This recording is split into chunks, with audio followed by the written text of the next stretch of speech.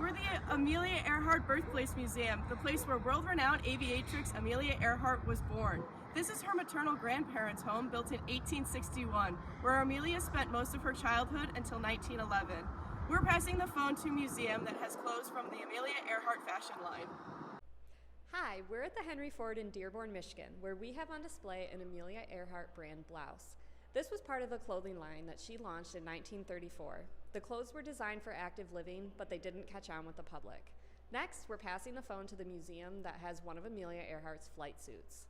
We are here at the National Air and Space Museum Stephen F. Udvar-Hazy Center in Chantilly, Virginia. We have on display a cotton flight suit that Amelia Earhart wore during her career. Now, we also have in our collection the bright red Lockheed Vega 5B that Earhart flew to become the first woman to fly solo, nonstop across the Atlantic. That will go back on display at the museum in DC next year. And now we're going to pass the phone to a museum that has a piece of another of Earhart's planes. Thanks, Nazem. Here we are in Seattle, Washington at the Museum of Flight, where we have the only known piece of Amelia Earhart's Lockheed 10E Electra. This piece was recovered after her plane was damaged during her first attempt around the world. During takeoff, her plane scraped against the runway, becoming damaged. Later, the same plane would vanish over the Pacific. Here's to you, Kansas.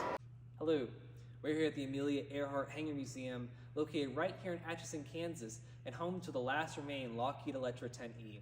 And directly behind me are two speakerphone records detailing an interview between Amelia Earhart and a famed ship captain about her transatlantic flight in 1932. My favorite fact about the artifact behind us is her detailing her surprise and an Irish farmer's surprise at finding an American aviatrix and her plane in his pasture during that trip. Thank you so much for listening.